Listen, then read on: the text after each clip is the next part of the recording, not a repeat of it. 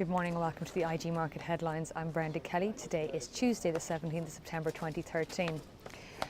There's been a significant uplift in indices since the lows of March 2009. Of course, this has been helped to a great degree by the Fed's quantitative easing programme. The FTSE hit a high of 6,875 on the 22nd of March of this year. And that high coincided with the comments from Fed's Bernanke that we would see tapering of these quantitative easing assets as early perhaps as September this month. As a result now, we have seen a bit of a pullback since that particular time. And of course, we've seen higher closes, but no actual higher highs since that particular moment. If we look at the quarterly chart, it is important to see that we are in quite a tight range on the grand scheme of things. And it does seem like that we are heading into that resistance zone. There is a possibility that if we get through the highs that we saw, the actual close that we saw back in August, which is the highest close of recent times, around 6,650 level, it does give us a bit of a precedent to get ourselves back up to that 6,700 level.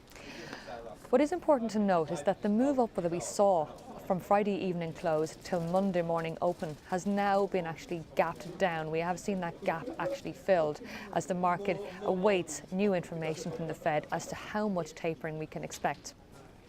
There is a consensus of around 10 billion to be taken off the 85 billion of asset purchases every single month. Of course, anything greater than that will likely be quite negative for indices. On the other side of the coin, if we do see a greater degree of tapering, this could be positive for the banks. Obviously, higher yields is going to help the banks in terms of their actual revenues. So this could be the one area that could, in the medium term, drag the FTSE back up to those highs that we saw back in May of this year.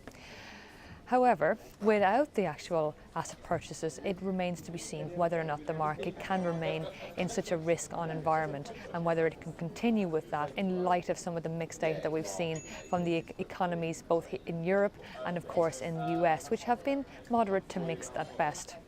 What I'll be watching for is the 6,543 level on the FTSE. I believe that to be quite a significant support level. And if we do find our way back down to there, it could very well provide us with an area, an opportunity to go long on this particular market. Below that, we have the 200-day moving average, which clearly has been acting as quite a buffer to the downside for the last number of months.